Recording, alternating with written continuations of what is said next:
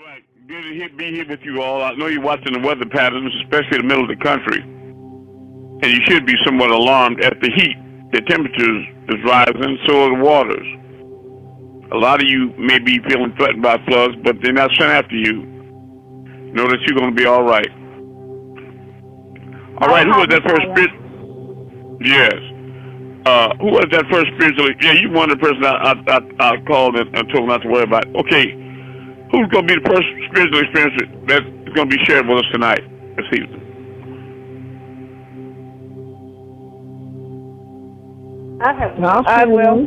Listen, Lucas.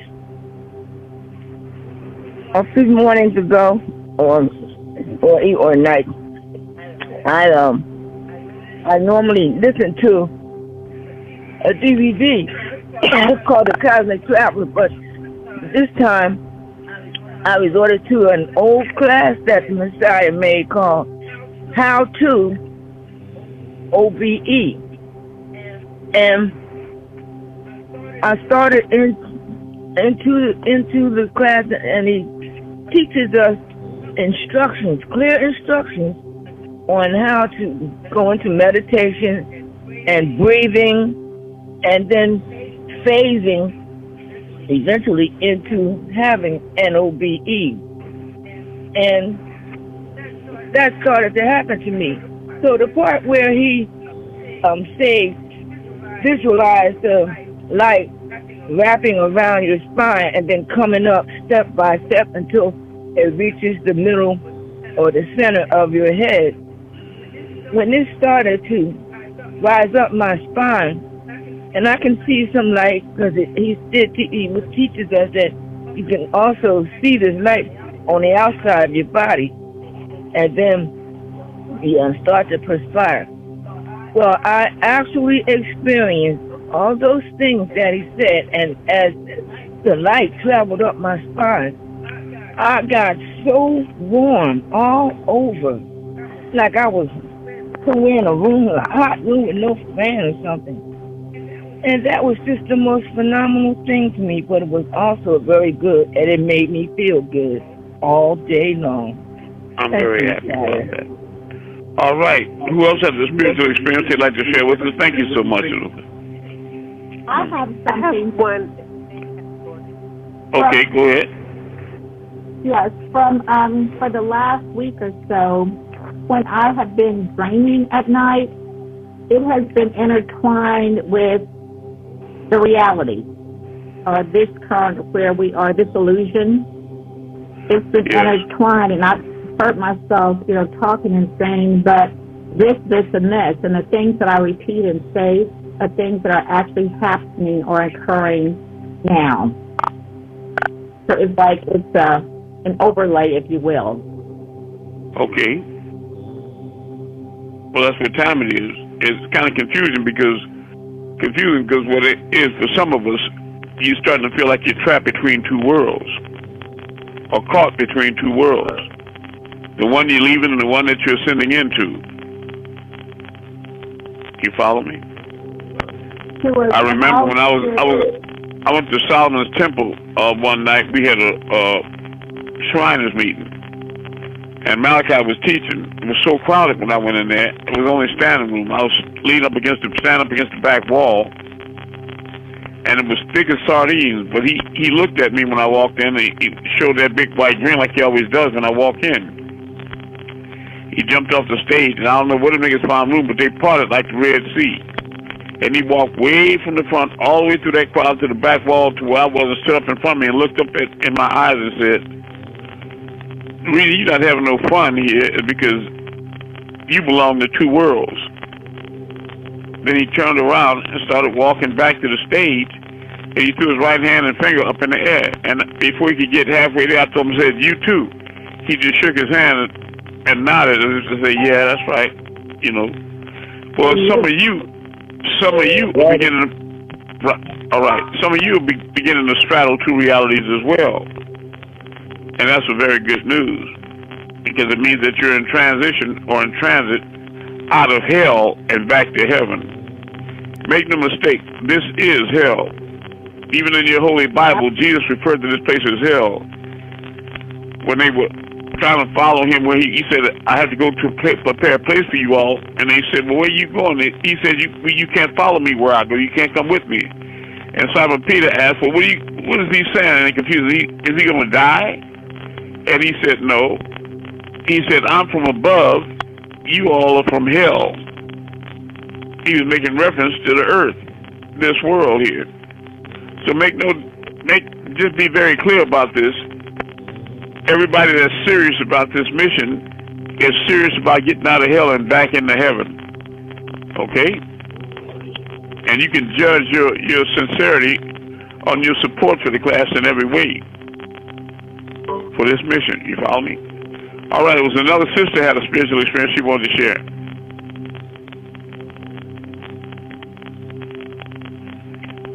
Yes. Okay. All right, so I know having OBE takes a lot of concentration, a lot of, trying to train your mind to keep still. So my question is, I know I could easily, lay down tonight, close my eyes, and I can see past my eyelids.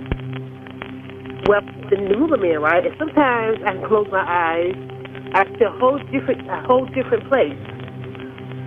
And I try to reach my hand out. I can't see my hand, but I can see the object in front of me. I'm trying to figure out, I know you had mentioned that before in one class, how to pretty much see past the eyelids. I can do that real quick. And when I do, I try to count the vision. I'm up to 20 now as far as counting. So what is that? I forgot what you was trying to tell us. Okay, you said, what was that about the counting? I didn't understand. Okay, if I lay down, right, I close my eyes, I can immediately see through my eyelids. I got that. My eyelids are shut. Okay, so I'll try to hold that vision for at least, I got to try 20 seconds now.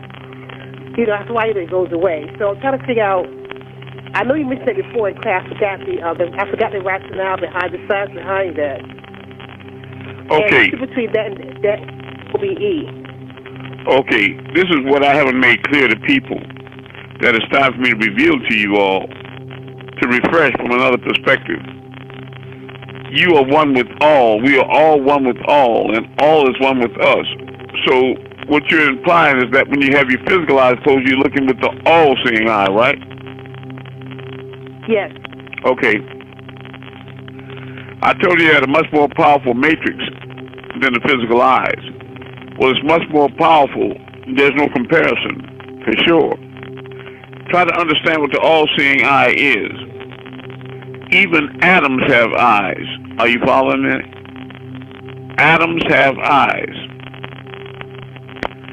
So the all-seeing eye is everywhere, and it sees all things. So what it is when you close your physical eyes, it's not that you're seeing through your eyelids. That's not what's happening. But you're seeing things without your physical eyes. In other words, you reconnected to all. You're using the all-seeing eye, which is the mind's eye.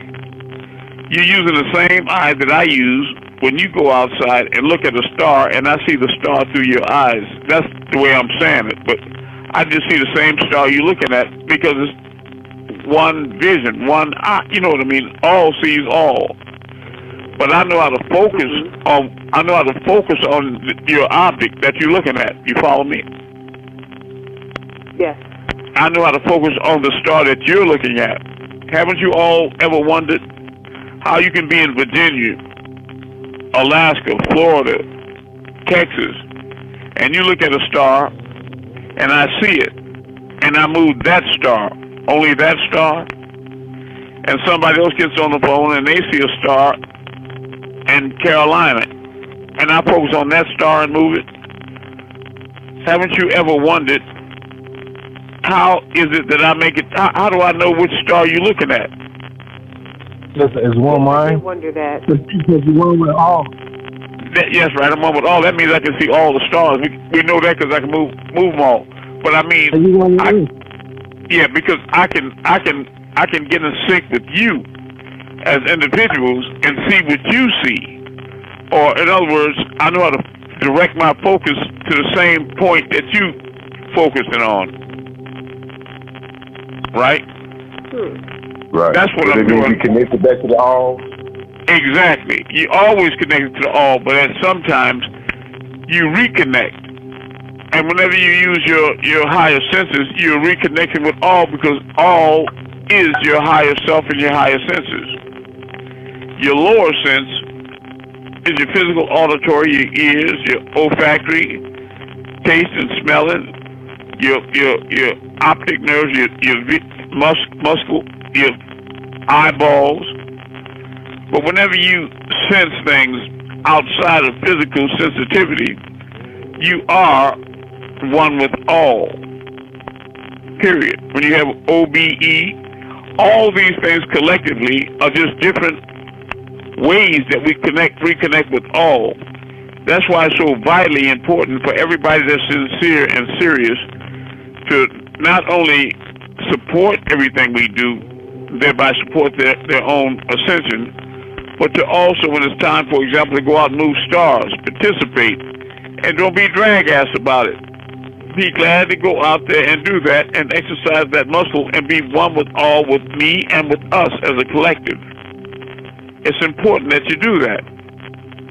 So again, what it is, Amanda, it's not that you're looking through your eyeballs. Through your eyelids. It's that you're looking and seeing things without your physical eyes. You follow what I'm saying? So it would be the same thing as if you fell asleep. I know you're talking about when you woke, but if you fell asleep and you saw things in your dreams, it would be the same thing, you see? Because a lot of places that you see in your dreams are outside of your bedroom and outside of your home, am I right? Yes, yes. Okay, so that would, if you were woke, it would give you the impression that you're looking through your eyelids. Are you following what I'm saying? Yes, I do. Yeah, but it's not about, you can't physically see through eyelids because they're physical. But you have to understand that in the ether, we are one with all, and all is one with us, so there's nothing that all can't see. That's why I caution people all the time to be very careful about what you do, say, and what you think, and what you don't do. Because even if you don't see all, verily, he doth at all times see you. And it's always recorded by you, because you are your own higher self. In that, you are inextricably connected to all. You are one with all. Remember that. You can't throw the baby out with the bathwater. You can't do it. You understand? So, if you, I don't know if you really get what you want. So, if you can turn that, and I can approach it from another. But I'm trying to let me reaffirm what I'm saying. What I'm saying is that what's happening is that you're not really looking through your eyelids. It's just that you could see, Amanda, before you had eyelids or eyeballs. Do you hear me? In the same way that you go to sleep at night and your brain and your eyes close and you go to sleep and you what they call dead to the world. You don't see the world around you. But whatever it is that you're looking at with your eyes closed and you think it's through your eyelids, you can imagine that right now and still see it with your eyes closed or your hands over your eyes. You understand? Even if it's only memory, which will serve to prove to you that you can see these things or re-invoke that image. Because all is in you. I am in all, and all is in me. So there's nothing out there that you can't see. That's beyond the reach of your optic, beyond the reach of your mortal vision or your mortal hearing. You can hear relatives call your name and they're 1,000 miles away. You hear what I'm saying? You know what you can do? Sister, you can go to a party, like I said, and the music is on real loud and it's real crowded. People are talking, the music is on, whether it's a phonograph or a CD or a live band. And there can be another sister that knows you and you know her, and she's jealous of you, and she's kind of against you. And she could be way across the thing in a corner talking to one of her girlfriends or her man, and she don't even have to look at you, but she can just start talking about, yeah, and Amanda, you know, this, that, and the other, she ain't no good, this, that, you know, like this here. And you stop with who you talking to, and you just listen. Now, you're not realizing it's impossible for you to hear her with your ears over that talking and laughing and dancing and all that loud music. But you tune into her. You tune into her because you sense that she's directing some negative energy towards you. And you say, I know that bitch over there talking about me. You understand? And you tune into her and you can hear the words. That's the way I tune into y'all, and I can see that exact star. I tune into your frequency band.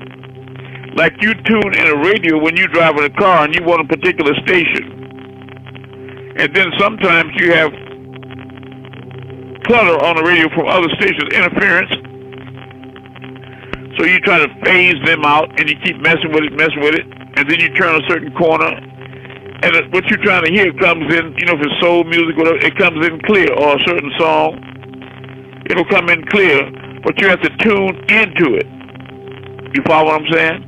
You might have to toggle the knob a little bit, but you can tune into that station.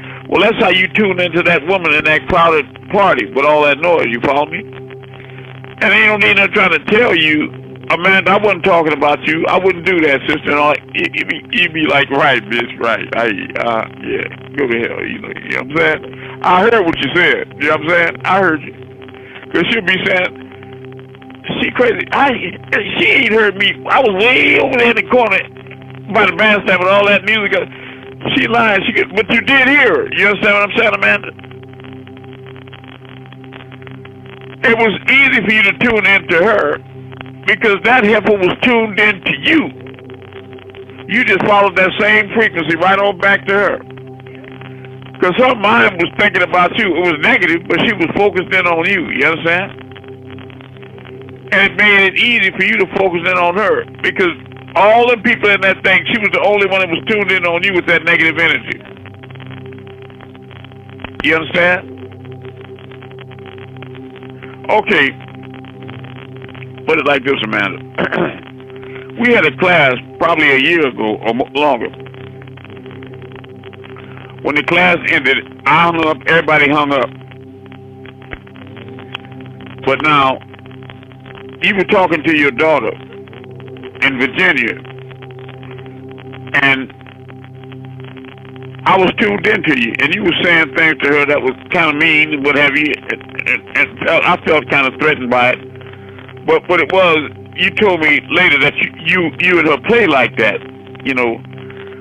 But I could feel the child, and she had anxiety. She was getting kind of nervous and afraid, even though she might try to be defiant to you or something. She was kind of scared of you, the way you was talking to her.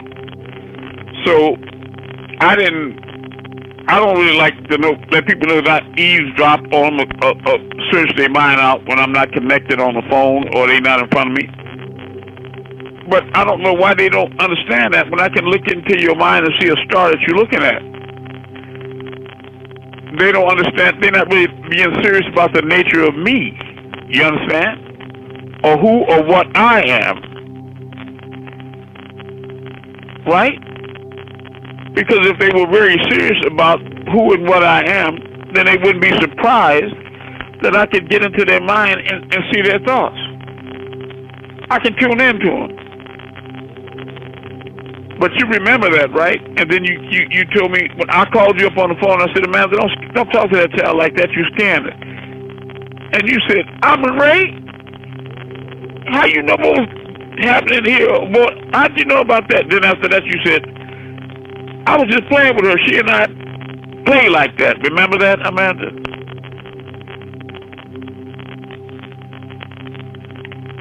Amanda.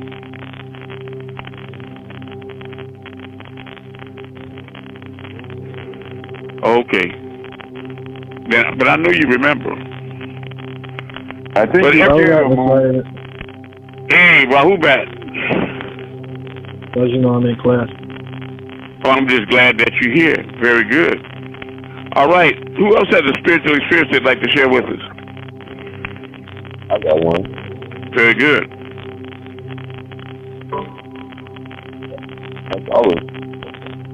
I fell asleep, then I woke up, and I thought I was awake, but I wasn't. And I saw this, it looked kind of like a shadow. That's how you feel it in your shadow. And it was an all-blue being with blue light, like an aura around it. And I kind of want to know what is that? What was it? Well, I didn't share that experience, so I can't comment on it, but I can tell you that whenever you see a blue light being, that's the right spirit to see. That's a positive spirit. So is a green light being. Are you following me? I am the blue light favorable. And I travel in blue light many times. But it wouldn't be uncommon to see me in green. So what I'm saying is that it was a positive experience, whatever that visitation was. And so is white light. Those are angelic beings. You take, for example, a person in the hospital that's really critically ill, and they're in the throes of death, and they look real bad. You know how people look weak and bad, just like this touch and go. You go visit them, and then you feel heavy-hearted all the way home because you know they probably won't make it. Then you come back for a visit the next day, and they sitting up in bed, and they shining, light all in their face, and they talking and looking lively. And you don't want to say, what happened to you? You know, but you are kind of confused. And then when you get home, you know, later on that night or the next morning, you get a phone call that he or she passed away in the night. And you were thinking to yourself, they coming back. They were coming back, being revived, look like. But what happens is, when people are close to that second, that moment, they get visitations from relatives on the other side. And especially, they get visitations from angelic beings. The angelic beings come to them in white light. And just being in their presence makes you have that glow. You understand? It lights you up and gives you energy just being in their presence. Just like when you're in the presence of an evil being, it dulls your appearance and it drains your energy. It can take all the vitality and health out of you. I've been around people so evil that I couldn't walk around the block. They can come into your home and make the light flicker in the ceiling. If you're ever around people and your energy is always drained, you always feel weak and down, it's an energy vampire in your presence. You follow me? And they're draining your energy. Just like they drain blood on TV. But when you see blue light, or even if you see a white mist, if any of you have experienced being in close quarters with somebody, and especially if it's a negative being, and then all of a sudden you see a fog or mist come up between you and that person. That's one of the elders that made an appearance to shift the polarity from negative to positive, regardless of how negative they're thinking. They appear. So if you've ever seen those mist beings, like fog, an etheric being, that's the elders. I'm trying to be clear about these things because I want to let you all know when not to be afraid and anxious, but to be overjoyed and thankful and happy for the visitation, for the sighting, you see. Because if you respond positively to the right visitation, you'll encourage frequent visits, you see. But if you taught by this world to be afraid every time you see something misty or looking like a ghost, then that adrenaline from your fear will make them turn around and go back, and they'll be hesitant about coming to see you again. Just like, say your mother, somebody passes away, your father. They'll usually come to you at the foot of your bed if you're a spiritual person. And they look like a ghost or a fog or something because they don't have a physical body. They have up to 30 days to keep coming back and visiting family members. The reason they're doing that is to try to communicate to you that that's not the end of them, that they're all right. Right. They're happy where they are and they're all right. You understand? Which is true. Because they began a new independent life on the other side. They returned to their long home.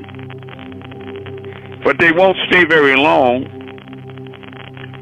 because they'll be overwhelmed with re-meeting again their own mother and father and their brothers and sisters and their husband and wife and their children that didn't make it and all of their friends and associates that made it to that side.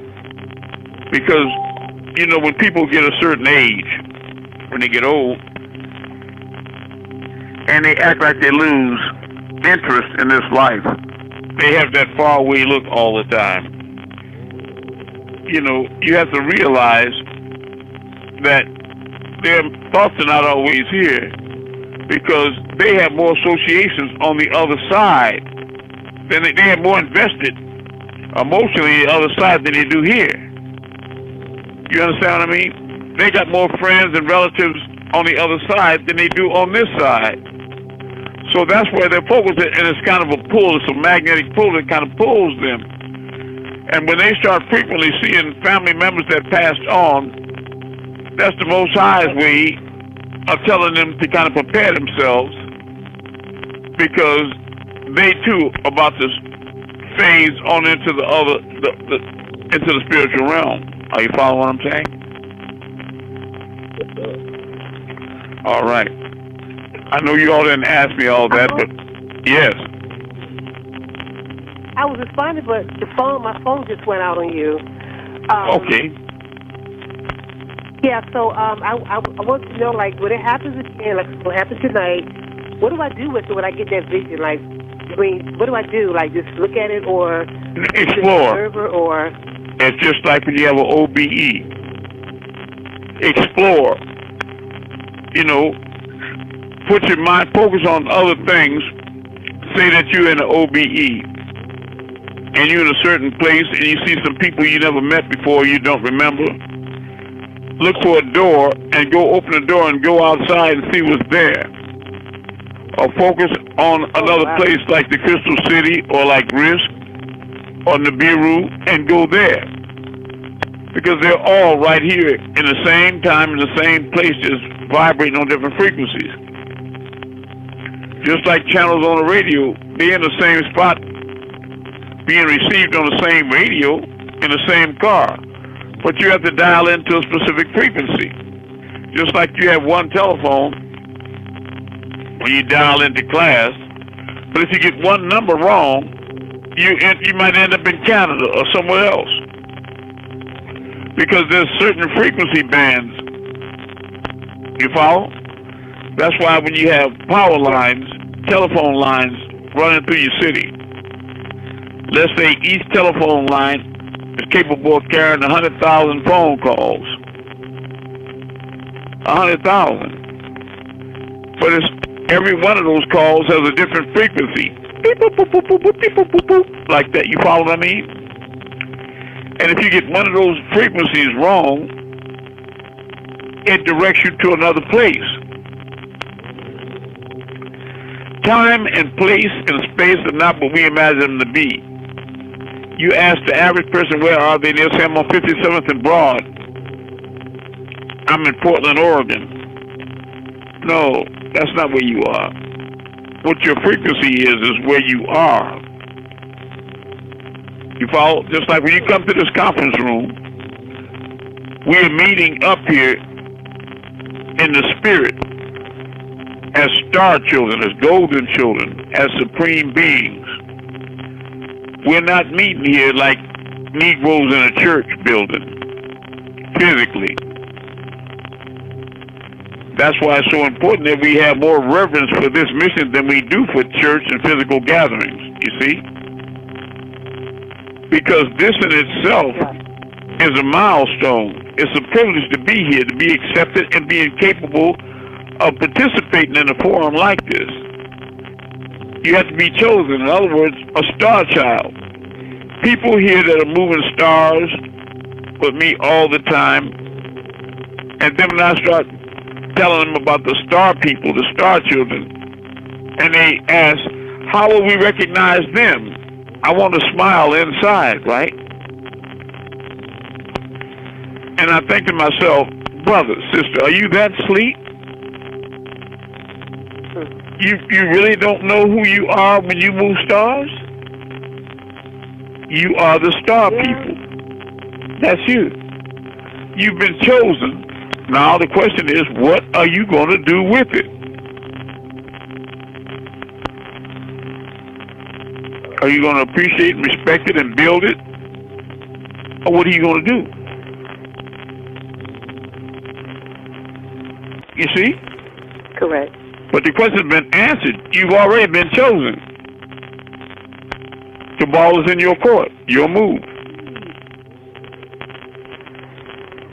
But those of you that believe and then turn again in disbelief, then increase in disbelief, and there is no saving of that person. You follow? So be very careful. Be very careful and be happy that you've been chosen. And you've been singled out and chosen above the people of the world. Because you are honored guests in this forum, and you are the golden children, the star people. And there is no advantage to going back to sleep among the mud people. It's just no advantage in that. You can't ask them a question like you asked me, Amanda, like, I can see, when I'm looking through my eyelids, what does it mean? You can't talk to them like that. Do you understand? Yeah, you have to talk. Huh? They'll call me a nutball for sure. Exactly. Crazy. You know, you have to start talking to them about the best diet to have and, you know, a lot of physical things. You understand what I mean? How to have a relationship with your man or your woman, or a lot of worldly things. You have to talk to them about worldly things. And you're cautioned by the elders in regards to the world to come out of her. You follow me? But they're trying to pull you deeper into it. When you know in reality that it's not what a man or woman eats that profanes them, but it's what they say. Because that comes from the heart center. You know, the food that you ingest comes out through your feces. But what you say from your heart to people in words that can be burning or slander or this, that, and the other, that's toxic. That's toxic. And it's meant to hurt and destroy. And don't think you can't destroy things with words. You can create or destroy. Always remember, more wars are won by the kwalamu, the pen, than by the sword. Right. Next experience or question. I decided to give this night to you all and all of your questions. Well, I have a question. I have one more. And I'll do my best. Go ahead, Amanda. No, go ahead. I'll wait till next class. I'm good. I love you. That's good. All right, Amun, go ahead. Okay, I had a question about about the Moai statues getting somebody putting them on fire in Easter Island, and why would someone do that? Well, the reason they put them on fire is because on that island, they really believe that the Moai have life. and that they're spiritual entities and they're alive. So that would go back to when they were quarried, because you know that the largest of the Molai statues, it's still in the quarry, and it wasn't taken out or erected into the ground. And she's talking about on Easter Island, if anybody wants to look it up. But when you ask the natives there, how did they get out the quarry and get up to the point there, they say that they walked up there. You know that, right, Amun? No, but I knew that half of their, like, that the statues were whole, and the only thing that you could see was like the top half, like from because over half of it is buried underground. Yeah, right, correct. Yeah, but what I'm saying is that their folklore tradition says that the statues walk there, and yeah, they're buried underground. But what you didn't know, maybe, is that the way you see them right now, they've been repaired because the heads were chopped off of them. You understand? And the reason that they destroyed them, decapitated the statues, is because they thought that they were alive and that they had the power to harm people. You follow me? So when Easter Island was discovered, there was an effort to put the statues back together as historic, finds. But then they had an attempt by some people to burn it up the same way they wanted to destroy them when they chopped the heads off them, you follow? Because the natives are fearful of them. In fact, it's said that the Molai were there, and what's odd about them is that they all face the sea. You know that, right? That they face the ocean. Yes, I was aware. Okay, and they have big giant eyes like fried eggs. But they say that they used to protect Easter Island from anybody that might try to approach the island, and they shoot out rays out of their eyes to do that with. It's a lot of tradition there, but they say they got empowered by the Molai. For example, you had the Birdman.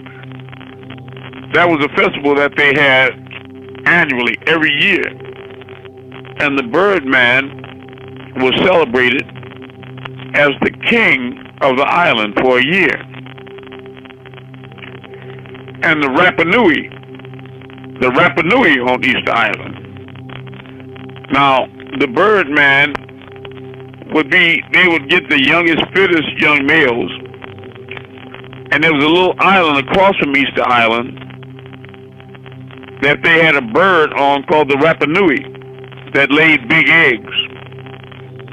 And then when they told them, get on your mark, set, go, all the young men would jump in the water and start swimming toward that little island and run around trying to be the first one to find one of those big eggs. And then to swim all the way back to Easter Island without breaking the egg. And the first one to do that would be the Rapa Nui, the Birdman for that year. And it said that the Molai gave them power to fly like a bird. They would be the Birdman. Are you following what I'm saying? Yeah. So a lot of people don't know where folklore and tradition begins and the truth ends. But I know this: there is a lot of truth in tradition and mythology. You follow me? Right. I'm aware. And people are only limited, Simon Peter, by what they have faith in. Just like when Jesus walked on the water toward the disciples on the Sea of Galilee, after he passed all 7 of his initiations, Simon Peter bid him to declare him to come out unto the waves. And so Simon Peter jumped out on the water and started walking toward Jesus. But he was like the road runner that walked off the cliff. He got so far, and then he looked down, and he remembered what he was programmed to believe, that he couldn't fly or couldn't walk on water. And as soon as that water got choppy and the waves got white, he started sinking. But he was just blessed enough to be close enough to the master for him to grab his hand and pull him up. And he said to him, "O ye of so little faith." and then walked him into the boat. Where that Jesus the Messiah, because the waves were choppy that day and the white water was foamy, it was because it was a storm brewing. And when the storm raised up, the ship was getting tossed, and all the disciples were feared for their life. And he was taking a nap, and they all woke him up. And he stood up and stretched out his hand, and he calmed down the raging sea. That's also in your scripture. But what's important for you to know is that Simon Peter walked on the water just like Jesus until he remembered that he wasn't supposed to be able to do that. Meek. You hear me? I'm trying to get you all to reconnect with the reality that you are deities, made flesh, to experience your own creation. You are deities personified, and there's nothing that you can't do except become less than all and still remain all. So of course you have the ability to see all things. If you would just remember. But you have to hold on to the rope like Malachi used to say to you all. You have to make that journey within like Malachi used to say to you all. And you have to understand the succession of messengers sent from the Most High. And what his program is, not yours, not Malachi's, not Elijah Muhammad's, the Creator's program. It's like a baton race. He'll send Elijah Muhammad in a certain season for a specific reason. Howbeit, to wake up the people and clean them up and get them off drugs and alcohol, you know, and teach them to respect and love one another. And when he's taught them that lesson, then before Elijah leaves, he'll direct the people to go to the man with the letter lamb. That's Malachi Z. York, Panabad Yanu. Some will listen to him, some won't. Because they fell victim to falling in love with the man and not the one that sent him. Robat. Yep. Robat. Look at that. Love you. I know. Love you. And when they fall in love with the one that's a good thing to be loved. When they fall in love with the one that he sent rather than the sender, that is the problem at the root of the difficulty that will soon manifest as the difficulty at the very root of the problem. You see? Because as magnificent and a miraculous thing it was for Elijah Muhammad to be able to do what he did. See, we have to understand, this man was born Elijah Poole in Sandersville, Georgia, a few miles from where I am right now. And he went to the 3rd grade in school. He was illiterate. That's why he only went to the 3rd grade. So he was Ummah, mother taught, just like Muhammad, Mustafa Muhammad Al-Amin, sallallahu alayhi wa sallam. Remember when Muhammad was in a cave at Mount Hira, and the spider weaved the web over the entrance, and he was in solitude in there. And the angel Jibril, or Gabriel, manifested from him and said, Ikra, Bismi Rabbi Alayka. Read in the name of your Lord. And Muhammad repeated 3 times, I am not a reader. I am not a reader. Finally, Gabriel responded, surely your Lord knows best what he created. Aren't those the same words that he told the devil in heaven when he was still an angel? I won't bow to it. I'm better than he is. He said, surely I know best what I created. I know what he can do and who he is and what he is. You don't, fool. So Muhammad didn't understand his own personage, his own being, just like many of you don't understand, star children, who and what you are, letting alone being able to understand what I am. You don't even, you think you know what I am, but you don't. Malachi used to tell y'all all the time, I know y'all think you know what I am and who I am, but you don't. And you can't beat me. You can't beat me. He was serious. He was serious as a bag of dead babies. You can't beat him, and you don't know who and what he is. You still don't. He was here and he gone. You still don't know what he was. You don't know what was standing in front of you. A supreme being. And that definition can't be encapsulated in your small thinking. You just have to know who he was to you and what he did for you, because a lot of people I know, they have some idea who and what I am in their own way. Take Hotep, Harry Johnson. He's been around me like Henry and Cleveland and Khadijah, mother of three of my children, like a lot of people. When I was going through things when I had the white light flashing in my left eye real bright. And when they were around me, that white light started flashing in their left eye. It started flashing in their eye the same way. Some people went to school with me when I was doing a lot of traveling and bringing people out their body. And we would meet in certain places. Okay, tell them about that light. Yeah, Hotel. I bear witness to that because many a time that bright light would flash in my left eye, and I thought it was something was wrong with me, and I mentioned it to Messiah, and he explained it to me. But I bear witness to it. And how far would you be sometime? Oh boy, I'll be 1,000 miles or better. And he would talk to me just like I'm sitting here in the room with him right now. I mean, even better. He called me so loud till if I was asleep, I wake up, I jump. Yeah, because see, one time I went to see Harry, and he was at the dock, like in one of them supermarket warehouses, where you back the 18-wheeler up and they unload with the forklifts. I was standing up on top of the platform, and he was down on the ground, walking around in the dark, and it's not Harry's nature or custom to be cursing. I know I saw an older black woman sitting on a tree stump behind him. And boy, he was cussing and swearing and cussing going on. And I stood there and I was looking at him, and I was hurt and surprised. I said, Harry, come to you, Harry. And he looked up at me and he stopped, but I was in a part of my evolution, spiritual evolution, where I was doing that a lot. So some people caught that school, some people caught other schools. A lot of people were with me and they didn't move stars, but they had a lot of OBEs and a lot of other experiences with me, mind reading and yeah.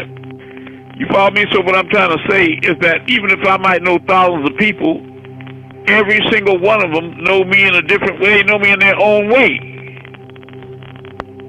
But to know me collectively, only me and the Most High know, and I don't even know all, but he know what he created better than me. But I know you all don't know. Go ahead. He reminded me that about when he be calling me like he called Harry. Excuse me. I was in Lancaster and he was here in Georgia, 800 miles away, and I could hear him call me just as plain like he was in the room with me. Doc here. And I said, wow.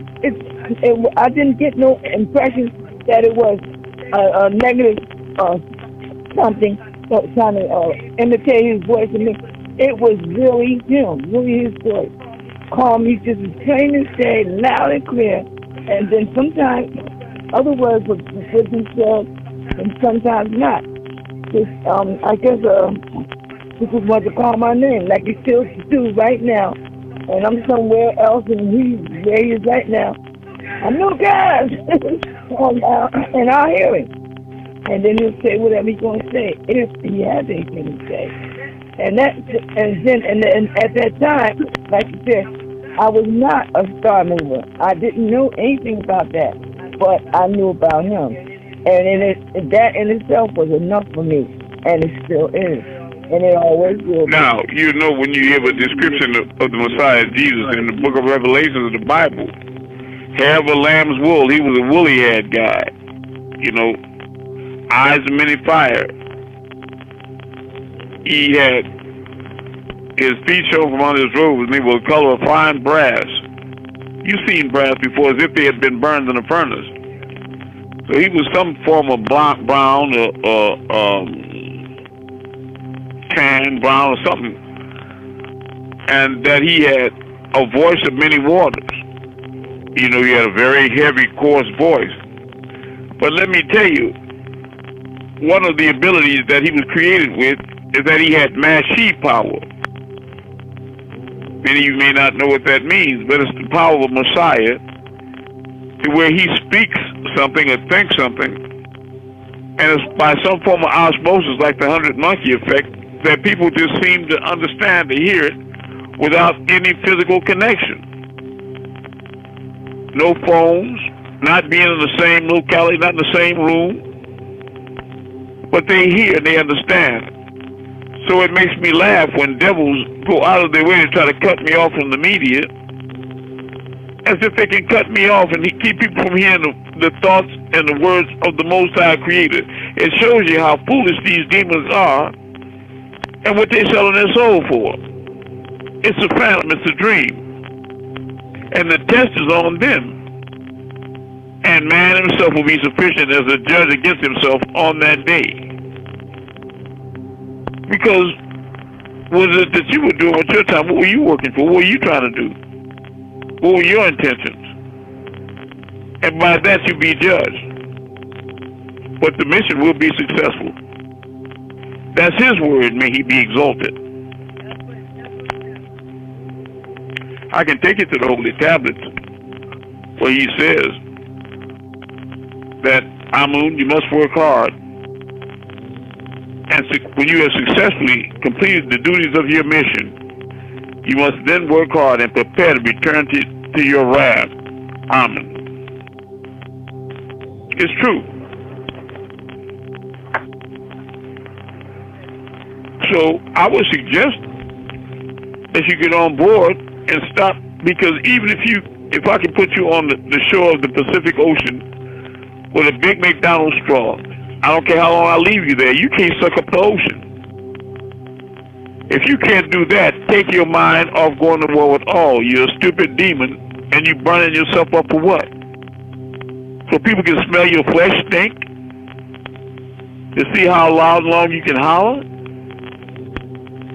You want to see how much pain you can take? You're not going to overthrow your creator. Get with the program. Work with the creator. I'm just telling you, that's true guidance. That's what it is. And I tell you out of divine love, because I wouldn't even give you a warning if I didn't care. All right. Next question.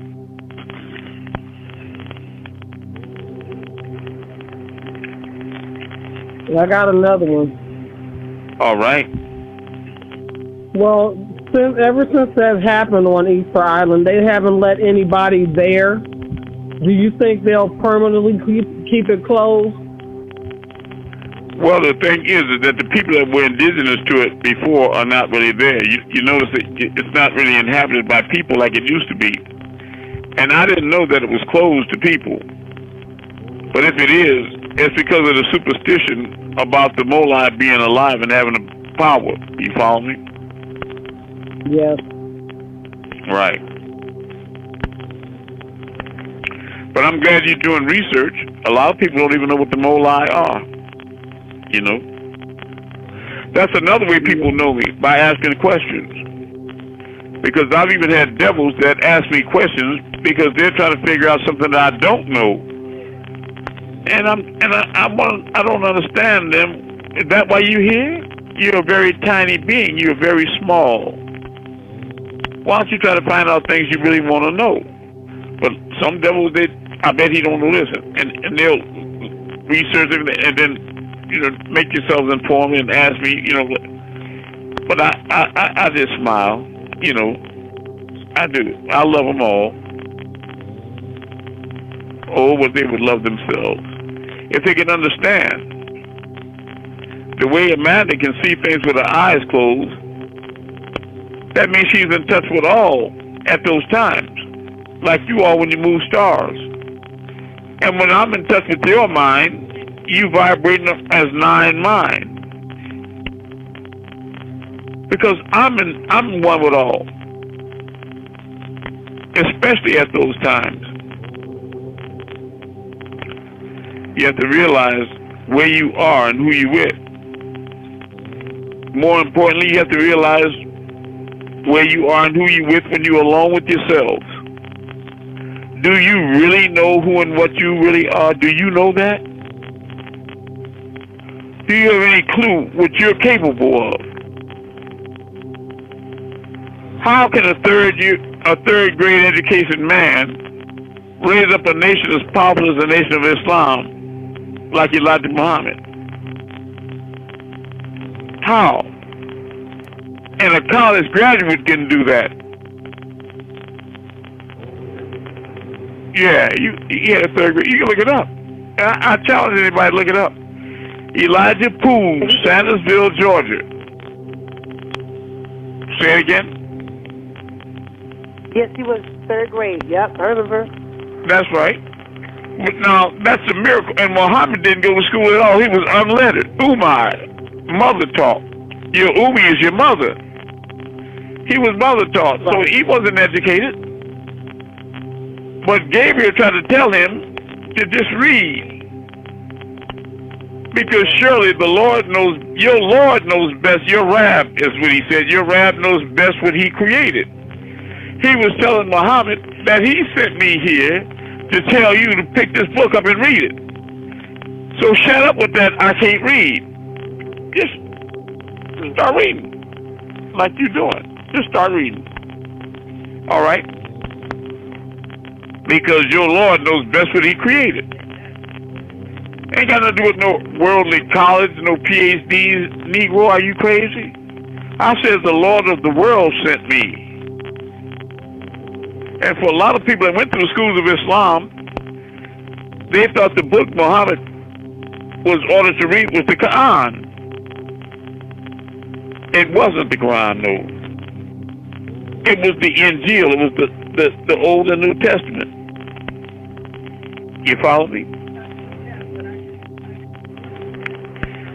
I understand, because everybody associated Muhammad with the Quran.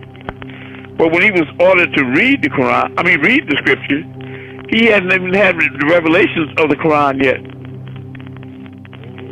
He was just beginning to get called.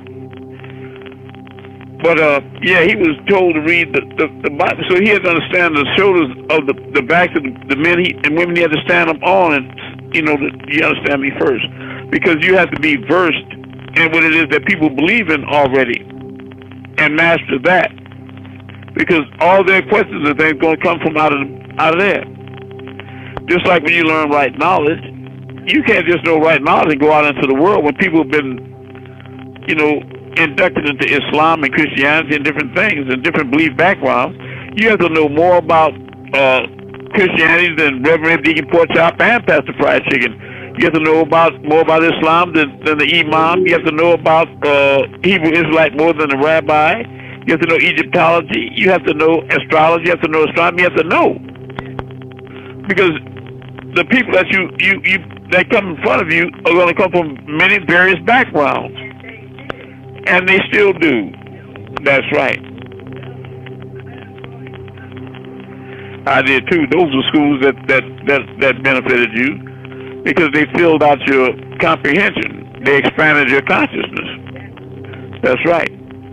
And they made you the man or the woman that you are today, collectively. And they prepared you, above all, for the next level. Right now. That's right. Right now. Yeah. I am grateful too, Ashikor. Grateful. Yes, I am.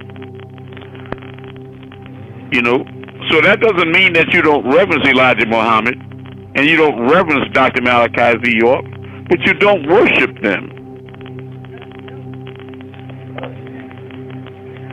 And you're not intended to reverence Amun-Rayay. I don't care if I move the whole creation or heal your cancer or your AIDS. You don't reverence me because it's the healing that's taking place through me. These abilities come through me, not from me. All praise is due to the Most High. Now, I know Malachi has written the prayer of Amun and many things where he says all praise is due to Amun-Rayay, and I tip my celestial hat to that because I know what he meant by that. But he's not trying to tell you to worship me instead of the Most High. That's not what he's meaning at all. What he's indicating is that when you see me, you see the Father, that I and the Father are one. But then again, you have to understand the nature of the reptile. They weren't reptiles in heaven until they rebelled against the word of the Most High. When he told them to bow down, to me, I was that angelic being that you call Gabriel in the flesh of the man that he made. When they said no, surely he knew best what he created, because the spirit of the Most High was inside of that man. And so when the devil said, I've always worshipped and obeyed nothing except you since I was created. And the Creator knows that when he created the man of solid clay of black mud fashioned in a shape, that he blew his breath into his nostrils.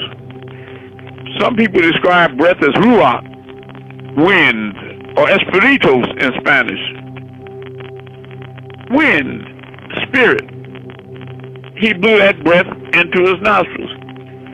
And right now, if they rebelled against their very Creator, in his own voice giving the command,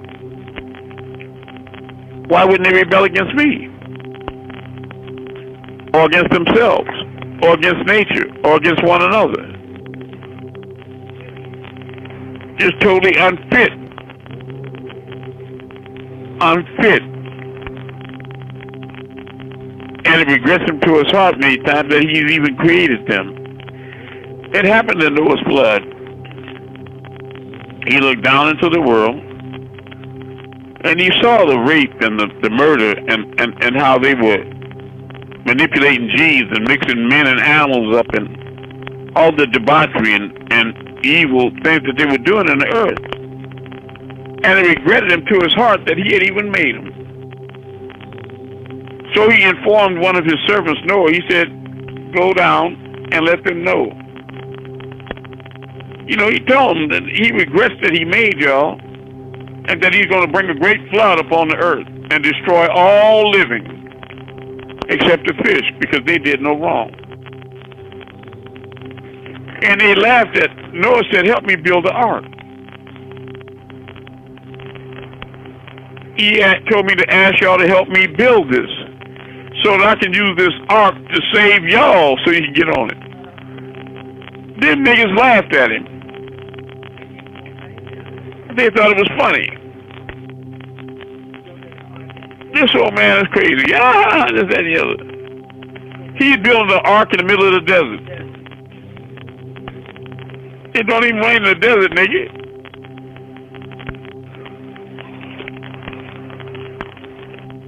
Surely your Lord knows best what he created. Shut up and help the man build the ark and get on it. And be saved by that. By that, be saved. You got way too many questions to not say you don't have no answers.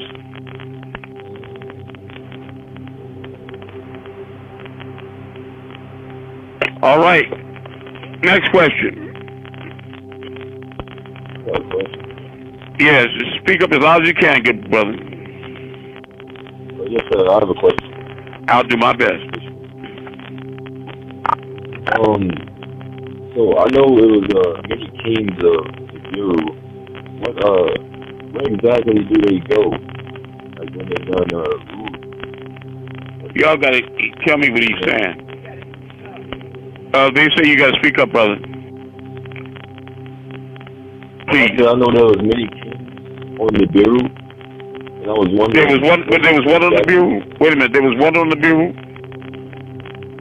Many kings. What do you say? Kings, like. Somebody tell me what he said. He said there were many kings. Like a yeah, king and a queen. Well, it wasn't many kings. It wasn't many kings, but there wasn't many kings on the Biru, but Sharrester was the king at that time. But what happened is that when he left the throne, there was competition as to who would succeed him and be the king. And the two that came up for discussion was Alelu and Anu. And they had to fight, and the victor would be the one that would ascend the throne.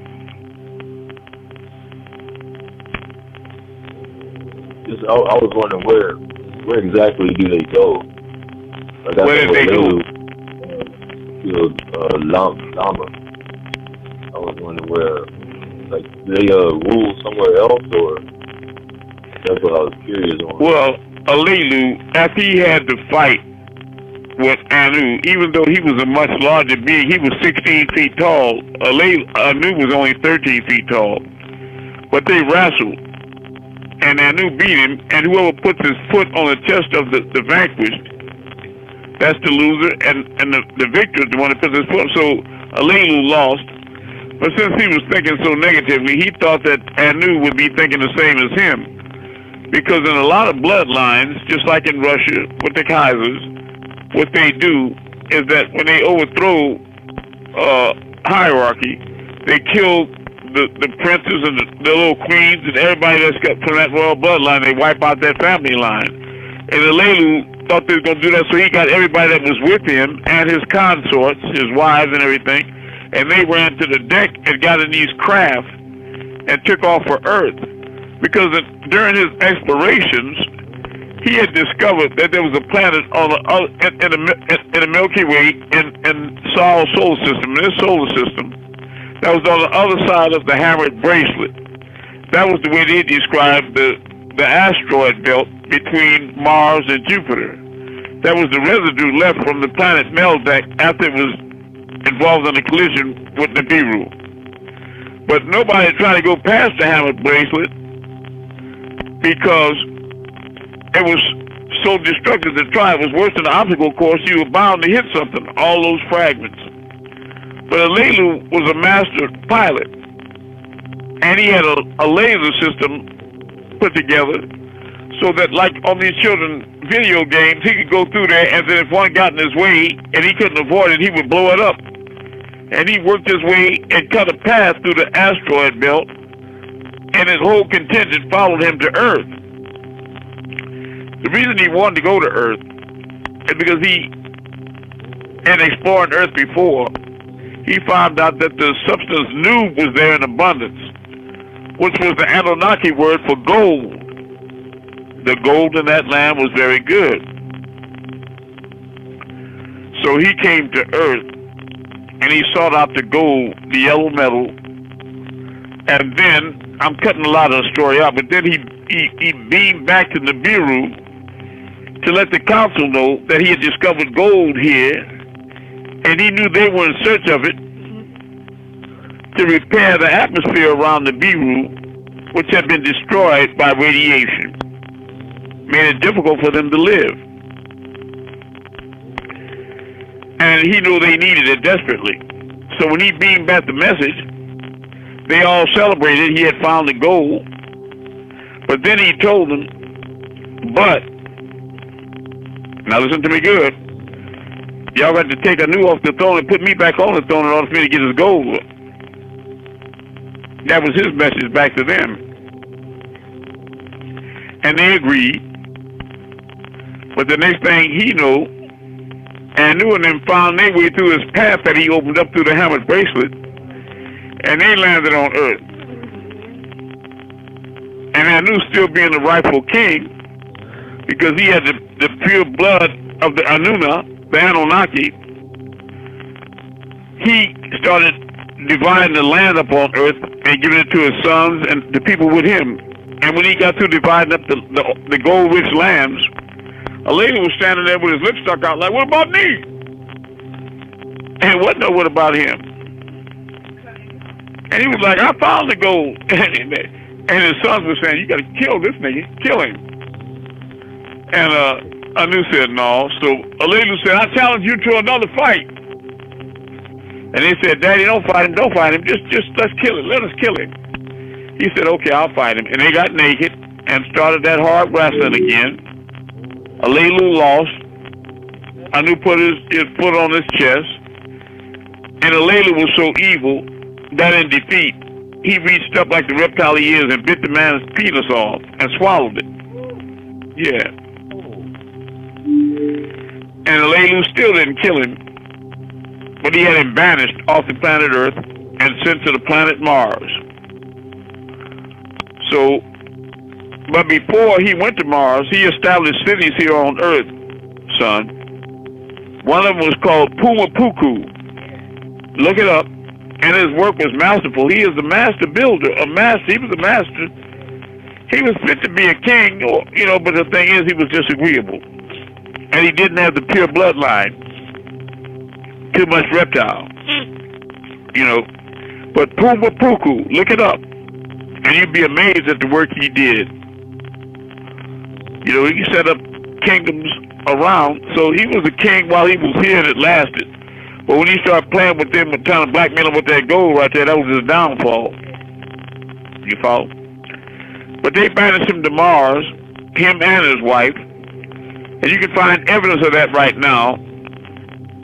Because the Viking 5 satellite that traveled over Mars and was sent by NASA took photos in 1976. And they were astonished when they looked at the photos that they saw pyramid cities down there on Mars. Five-sided pyramids. And they saw what looked like a face on Mars. It was a Homo erectus face. And they had a large statue of a woman erected up there. That was his wife. But the large statue they call the face on Mars is the face of Alelu. He had long, like curly hair, and the face of a man, but he had long incisors, or like canine teeth, in front of his mouth. Shows you the viciousness of him. When he got there, it was one of the Anunnaki that followed him that really did love Alelu, and he volunteered to be banished with him on Mars, along with his wife and he went there with him, and he eventually died on Mars. But Alelu, when that penis, which was a different blood type and what have you to his system, it started boiling up in his guts and what have you, and working against him. He knew he was going to die, so he sent it up on top of the cave mount. And he hollered out as loud as he could for the last time, and he fell all the way down on the ground and died. And by that time, the council on Nibiru had set staff of nurses and some other people to check on Alelu on Mars. They found he was dead, buried him. And the other Anunnaki that volunteered to go there with him, he was dead too. But these nurses on Nibiru were really some powerful sisters. And they worked it on him, and they brought him back to life. And then when they brought him back to Earth, they went and attended to Anu and reconstructed his penis. These weren't no nurses like in no hospital or nothing like that. No earthly. No, these sisters was bad. They was like gods. They was doing some serious things. I don't even know if they even wanted to resurrect Alelu or whatever, but I know this.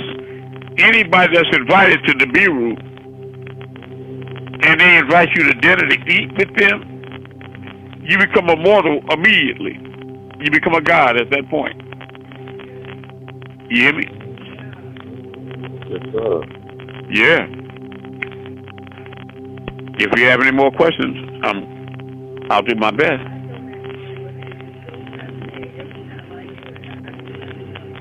It is fascinating, isn't it? Especially because it's real.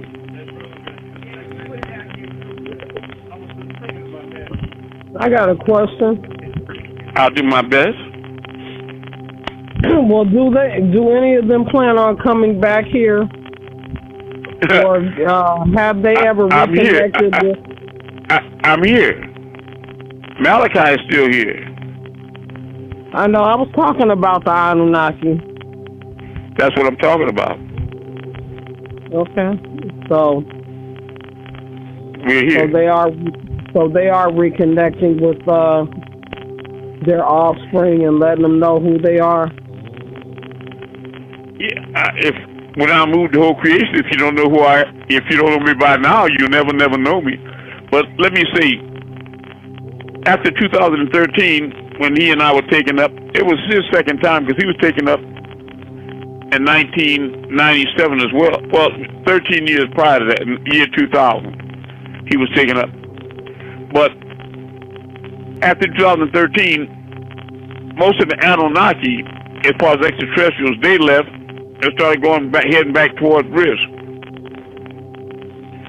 But there's a large contingent of Greys that stayed behind, and Riskians that stayed behind, and some Anunnaki.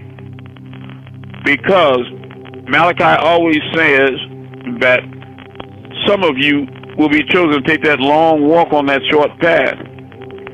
The long walk is the 30 years between 1970 and 2000 when he was teaching. And the short path is all the information that would baffle the mortals that he gave to us in that time. The second half is the 30 years between the year 2000 and some say, I know it's 2000 to 2030, August 12th, but I have heard 2031, which is Amun-Rayay's time to rule, my time. And I'll bring you into that final stage, but he says that everybody that's going to make it will make it with me, Amun, by that time. Amun without the ray. Without the ray, what does it mean? Well, I was moving a star for a brother, Monte Dixon, in Minnesota one night. He was driving 18-wheel trucks, and it was cold up there. I went outside on the front porch, because I was still thinking I had to look at him to move him. I was moving the star over here for him. And when I was moving it, another star got real bright. It started getting brighter and brighter, and I realized it was coming straight down like a laser at me on the porch. And it was headed for my chest. And I got scared and threw my hand up when it got to the corner. I said, stop! And it stopped. That was the ray. The Amun-Rayay. Okay? Ra, the sun god, or star, whatever you want to call it, you know.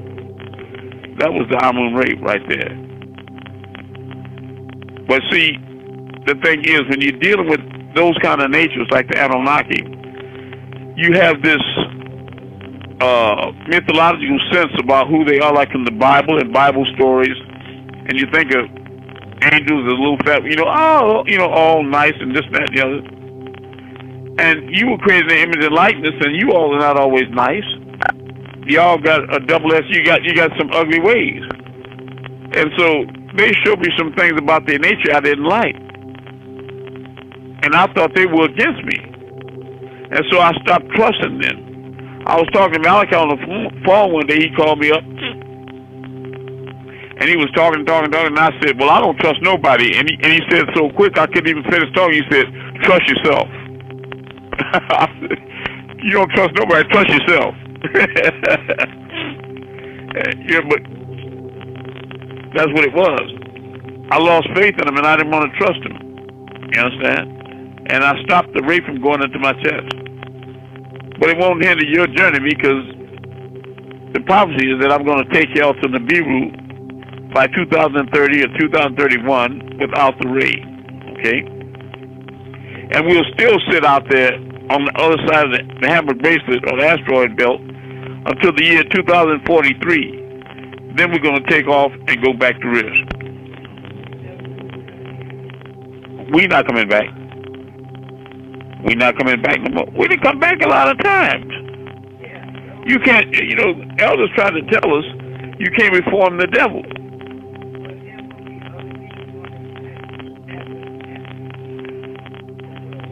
Ain't gonna be no help for nobody. It's just gonna be devils in hell, in their own frequency band, cut off from everybody else. They won't have any more good people to feed off, no more positive energy to feed off. Can you imagine all them useless black and white filthy motherfuckers just lumped up in one toilet, smelling like shit, evil, everybody stealing, lying, and backstabbing and killing? eating the flesh and drinking, but everybody's a goddamn devil. Man, everybody be scared of everybody. They'll be in hell. When they eat each other all over, there's nothing left. That's the end of the devil. You follow? Except that they can't never die, so they always, it's just like the fire. As fast as one skid is burned off, it's replaced with another. So all that they really endure is pain and hell after pain and hell. That's what their lot is. That's what they earned. Ugly pain and hell, ugly pain and hell. Scenarios repeated and increased forever. That's it. Leah, let them hear. They can't hear you. You know, like I try to get people to understand. I can't start no conversation with you, brother or sister, like it's not a class. I'm trying to ask, what is meant by our sins being though they be red as scarlet, they'll be made white. Well, that's talking about the ones. That's talking about the ones that survive their own lower self, that overcome.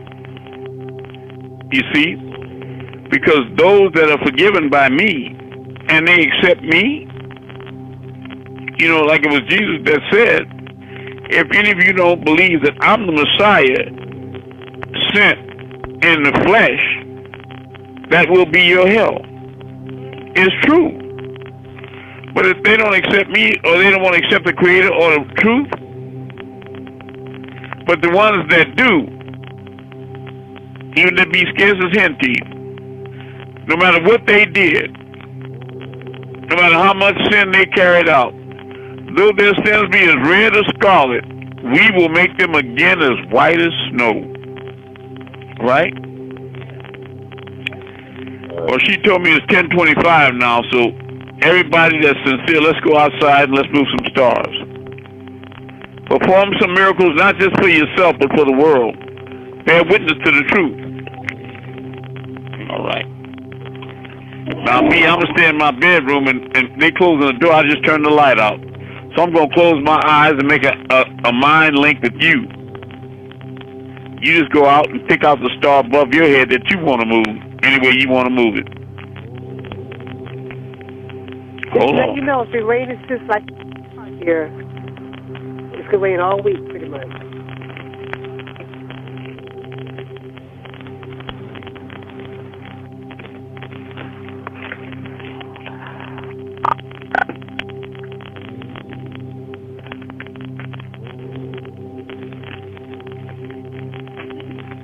It's overcast here in Dallas, Messiah.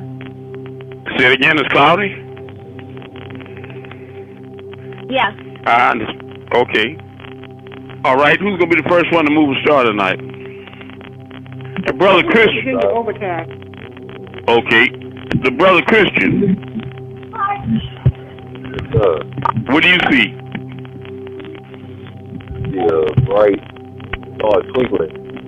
Okay, which way you going to move in the name of Amun-Rayay? I'm going to move the star up in the name of Amun-Rayay.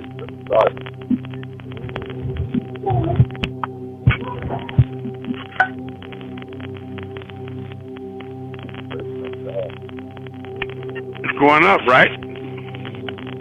Yes, sir. All right. Let people know what it's doing. Now, what are you going to do with it now? Now I'm going to make the star go in wide circles in the name of Amun-Rayay. Which way? Circles clockwise or counterclockwise? Clockwise.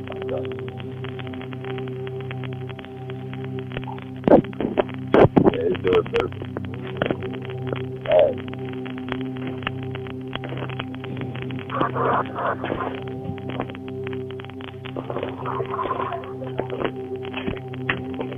Moving clockwise.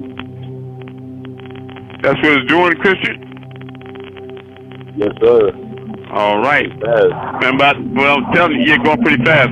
But you got to tell people what you see.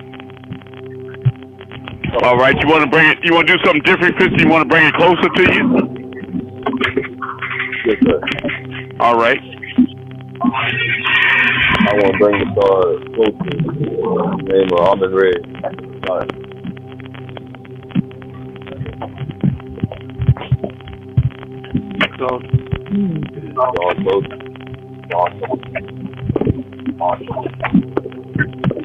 Now you want to send it back? Sure, I'll send the star back.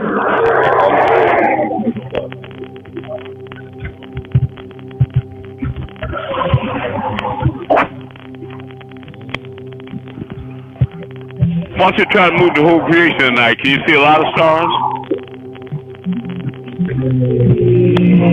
About 2 or 3. Oh, okay. Let me know when you get a clear night and you can see them all so we can move the whole creation, okay? Yes, sir. I love you. All right, who's going to be next? Well, I'll go next. And thank you, Katat. Thank you, Katat, for sending that $270 donation. We love you a lot, and I'm going to have to get a way to get a package to you, too. Where to mail it, whether to your mother's house. I know not to yours because you're out on the water, but you very much appreciate it. And that's one of the reasons why you get in your seat right now, because you've proven your worth. At the end of time, you coming out shining, you know. So even though your sins may be as red as scarlet, we will eventually make them again as white as snow. All right. What are you gonna move for, Sanusi? I see a star. What are you gonna do with it? I'm gonna move the star. In the name of Amun, raise up. It is raising up. Moving up. One up, I'll go a little teeny bit. It did. In the name of Amun, drop down. And it's dropping down fast. In the name of Amun, to the right. Say what? Moving right. Moving right. Moving right. Moving right. In the name of Amun, move back to the left.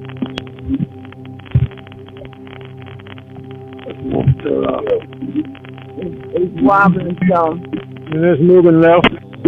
In the name of Amun, come closer. And moving closer. Excuse me. Okay. Move back in the name of Amun.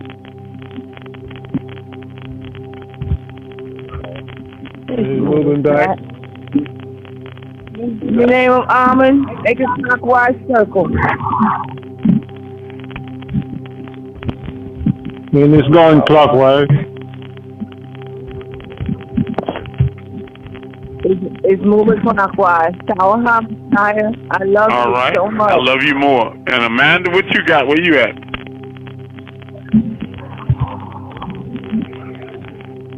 It's been raining here like since 4 o'clock. Okie doke. All right. But John, what you got in Washington, D.C.?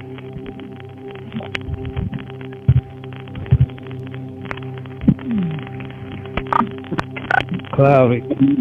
What about in London? How's the sky above you in London? It's cloudy. All right. I love you, Cheryl. All right. Hotep, what you gonna do? I see a star. I'm gonna move it.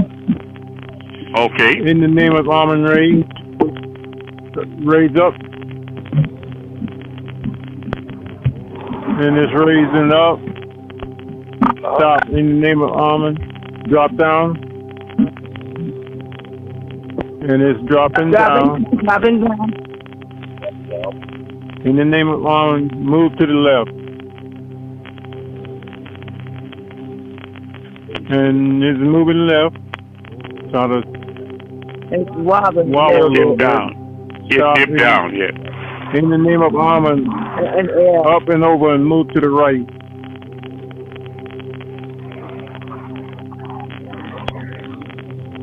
And it's moving to the right. Child had massage Right. you in the class.